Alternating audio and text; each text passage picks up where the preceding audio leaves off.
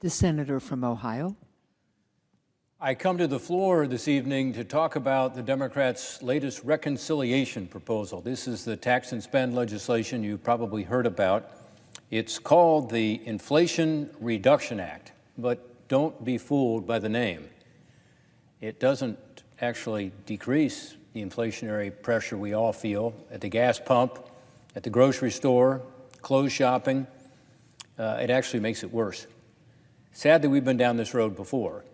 Early last year, the Democrats passed a massive $1.9 trillion package supposedly focused on COVID, but most of it had nothing to do with COVID, but provided a lot of stimulus. It was the largest spending package ever in the history of Congress. And at the time it passed, a lot of us said, wow, the economy coming out of that first stage of COVID is already picking up steam. In fact, the Nonpartisan Congressional Budget Office was telling us that by mid-year last year, we'd be back to where we were pre-pandemic, pretty strong economic growth. And yet the Democrats are insisting on another $1.9 trillion, almost $2 trillion of spending. Remember, we had just passed a $900 billion spending bill to help with COVID, which was bipartisan, by the way. I was part of putting that together. And so when it came to this new one, we said, whoa, don't do this. It's going to overheat the economy, overstimulate the economy, particularly because inflation is about demand mismatching supply. And this is exactly what was happening, is you had demand growing and supply constricted, partly because of COVID, partly because of policy decisions that were being made.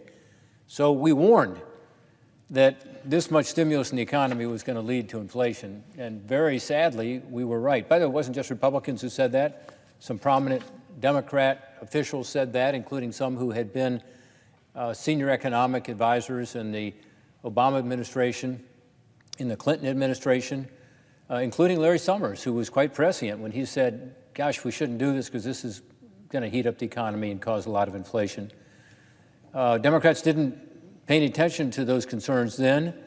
They went ahead and passed that legislation. Remember, today we're looking at inflation that is the highest it's been in 40 years.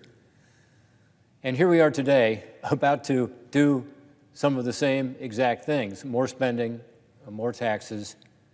It's $700 billion more in spending and about $326 billion taxes, new taxes on the economy. It will not reduce inflation. In fact, the nonpartisan Penn-Wharton budget model predicts it will actually increase inflation over the next 2 years, and that over time it will be about even, but it won't decrease inflation. In fact, over the first couple of years, they say it'll increase it. And the burden of the $326 billion in the tax increases is not just going to companies. It never does. It gets passed along. In this case, it falls, of course, to workers and to consumers. According to the Nonpartisan Joint Committee on Taxation that we have to rely on up here, it's a nonpartisan group that gives us the analysis of these tax bills, it will hurt Americans in nearly every income bracket. In fact, they say more than half of the $300 billion in new taxes will fall on folks making less than $400,000 a year. Why? Because, again, you're taxing a company, but the company passes that along to its workers and to its customers. And they're saying that more than half of that burden will fall on taxpayers who make less than $400,000 a year. Why do I say that? Because that's the cutoff that President Biden has always put in place, saying that no tax increases will affect anybody who makes less than $400,000 a year. This one does. Again, based on the Joint Committee on Taxation. As part of these tax hikes, manufacturing is hit particularly hard. The Joint Committee says that about 50% of the impact of this tax increase is going to be on manufacturing businesses. Now, this is interesting to me because we just passed a big bill. Some call it the CHIPS bill, some call it the China bill, some call it the competition bill. But it was a bill to focus on what? Making our American companies more competitive, particularly our manufacturing companies. And we're spending a lot of money, hundreds of billions of dollars to do that. And here we're turning around and saying, no, you know what? We're actually going to increase taxes on these manufacturing businesses. This proposed tax is very different from the existing corporate income tax, which is based on income that these businesses actually report to the Internal Revenue Service when they file their taxes. That income has been defined by Congress over the years. It doesn't use that as the measure of income. Instead, it looks at a company's financial statements and comes up with a new definition of income called the adjusted financial statement income. This type of financial reporting is far broader because these statements were designed for very different reasons. Taxable income that the IRS is in charge of, as opposed to financial statement income, is meant to raise revenue and provides in our tax code all kinds of tax preferences, incentives, disincentives for certain activity, like being able to deduct the cost of new equipment. That's something we want to encourage, so we allow companies to do that. Like being able to take a tax credit, let's say for energy efficiency. We want to encourage companies to do that. So that's in the tax part as opposed to the book income part. The financial statement income is not determined by elected representatives. In other words, Congress doesn't determine how you calculate that tax.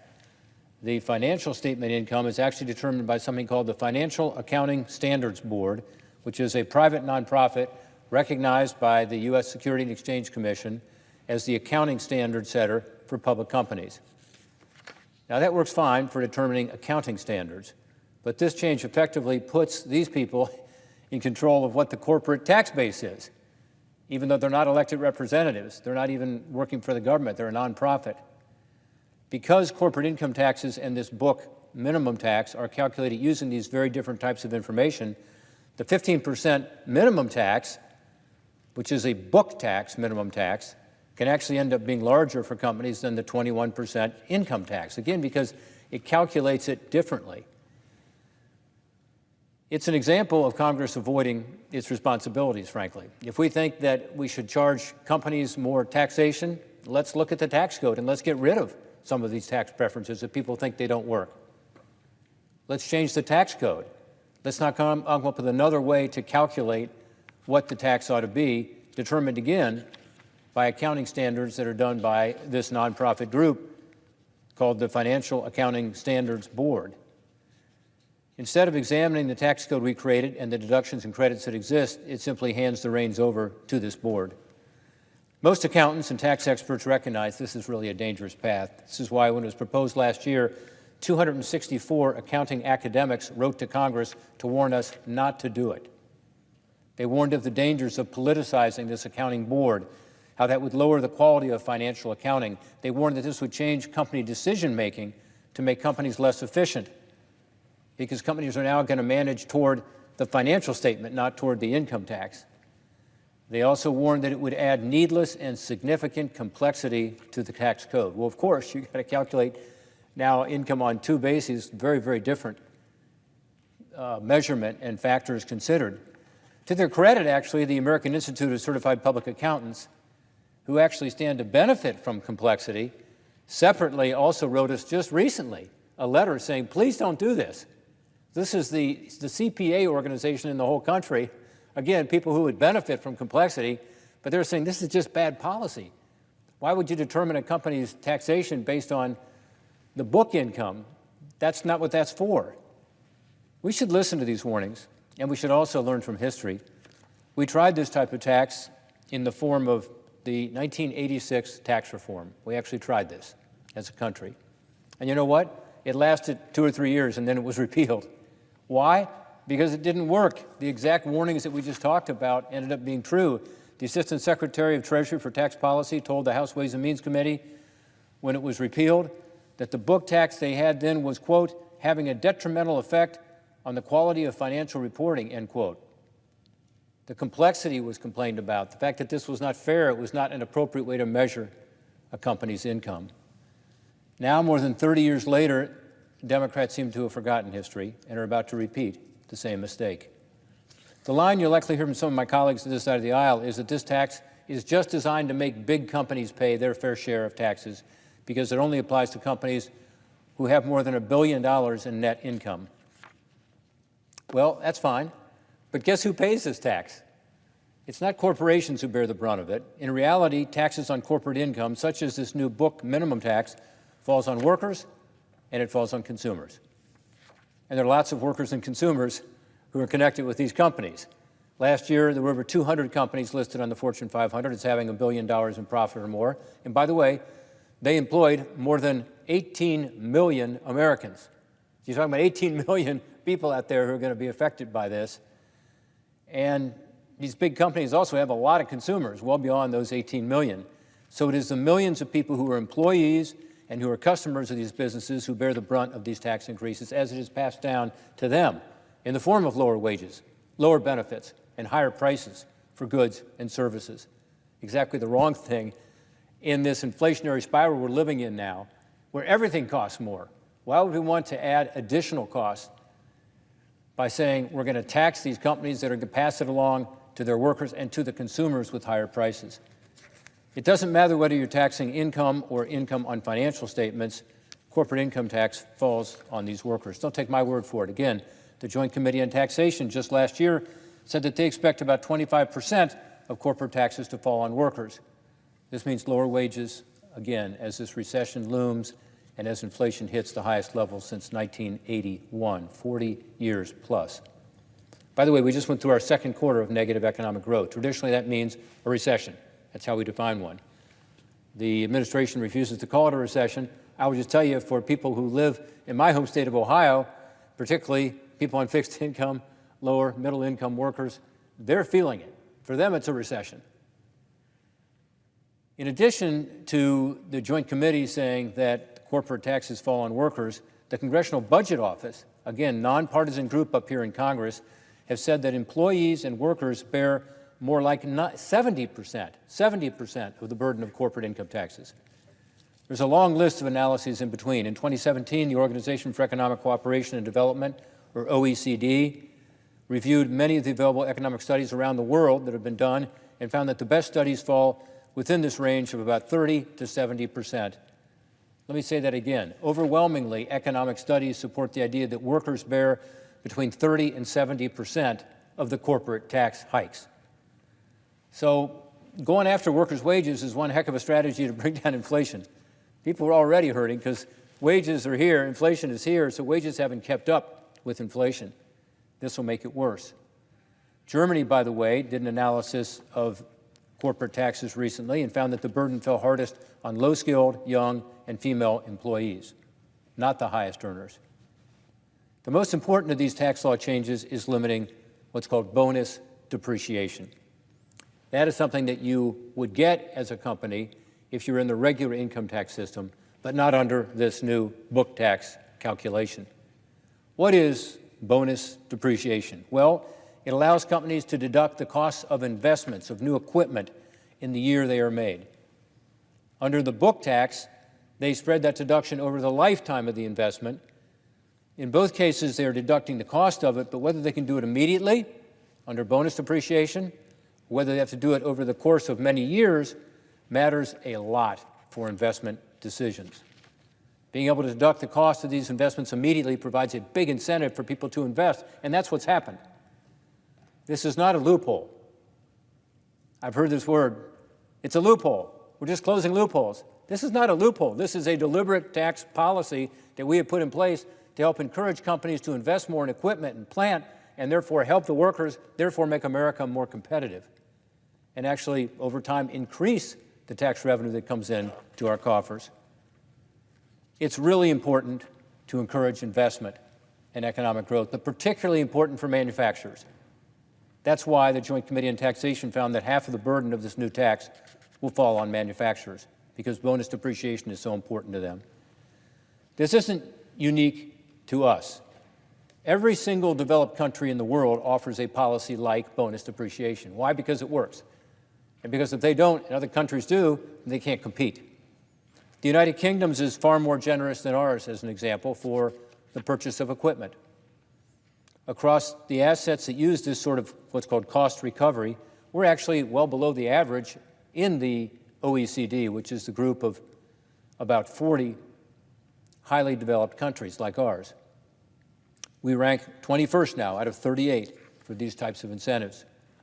This will make us even less competitive, meaning it's going to be even better for manufacturers to invest in other countries that have better incentives rather than here in the United States of America. We want them to invest here. Again, we just passed legislation to provide more incentives to invest here, and now we're doing just the opposite through this book tax increase. Bonus depreciation has traditionally had bipartisan support. And this sudden shift to calling bonus depreciation a loophole is a misrepresentation of what bonus depreciation does, why we have it, and how important it is for our manufacturers to compete. We expanded bonus depreciation in the 2017 Tax Cut and Jobs Act. And then in 2018, the next year, in 2019, the next year after that, we had two of the best years ever for manufacturing investment, growing by 4.5% and then 5.7% respectively. A lot of that growth was going on prior to that time overseas, particularly in China. And we brought investment back to the United States. This is why, according to the Joint Committee on Taxation, the manufacturing industry is so hit hard by this. According to the National Association of Manufacturers, in 2023, this tax increase would shrink GDP, that's our economic growth, by about $68 billion, would result in 218,000 fewer jobs, and would have a labor decrease of about $17 billion. This is the National Association of Manufacturers telling us this week, please don't do this. This is going to result in a job loss of over 200,000 jobs. We want to have more manufacturing jobs, not less. The workers hit hardest are those who work in manufacturing because this tax hike on physical assets will disproportionately hit manufacturing jobs. My home state of Ohio has got a lot of manufacturing jobs. We're a big manufacturer. We're proud of that. We have a lot of factories. We like to make things. So it particularly hits states like mine. But remember, it's not just wages we're talking about. No, workers get hit at both ends. They get hit as workers, wages and benefits, but also as consumers when they get paid and when they try to spend their money. Families facing record inflation today will now face even higher prices as the costs of corporate taxes get passed down to the consumer. Again, I'm not just going on some gut feeling, although it makes sense, doesn't it? If you tax an entity, it gets passed along in terms of the cost of the goods. I'm talking about, though, what economists are saying is going to happen when we increase taxes on American businesses. In a key study last year performed by economists at the business schools at the University of Chicago and Northwestern, found that about 31% of corporate taxes fall on consumers through higher retail prices, and they warn that policymakers have been underestimating significantly how much of these taxes fall on consumers, on the people that buy these products that these companies make. Democrats are ignoring this evidence, pushing ahead with partisan legislation without any Republican support that will make inflation worse, that will hurt workers, that will raise prices. And again, it doesn't stop there. I can talk about how corporate taxes discourage investment, both domestic and foreign in the United States, according to economists from the World Bank and from Harvard. I can talk about how, contrary to everything the Democrats claim, corporate taxes make income inequality actually worse, increasing the income of the top earners and lowering the income of low and middle income workers. This is based on a 2020 study by economists at the University of Michigan. I can talk about the opposite side of the equation, how lowering taxes for businesses of all sizes, as we did in 2017, supports economic growth. Going into the pandemic, we had 19 straight months of wage gains of 3% or more. Most of that wage gain was going to lower and middle income workers. We had the lowest poverty rate in the history of the country. We had good things going on because you had this economic growth. You had companies paying higher wages. In the years between the Tax Cuts and Jobs Act and the corona pandemic, again, we not only saw just an end to these corporate inversions where companies were going overseas, we saw jobs and investment coming back to the United States, and we kept inflation very low. That's a far cry from the estimate we got last week from the National Association of Manufacturers, which again predicts that this book tax will result in a $68 billion hit to our economy with over 200,000 fewer jobs. Prior to the pandemic, pro-growth policies led to a really strong economy with steady growth, low inflation, and real wage increases of 3% or higher. Instead of spending and tax hikes that are only going to add to this inflation, let's have the true Inflation Reduction Act that lowers costs to consumers by increasing supply through regulatory relief, through other pro-growth policies that were working so well before the pandemic. Let's do what we know we have to do to get inflation down. It's a mismatch between demand and supply. We can, through positive pro-growth policies, increase that supply, get inflation down, and ensure that American families have a better shot at their American dream. Instead, here we go again. with the Inflation Reduction Act that will actually be the Inflation Increase Act.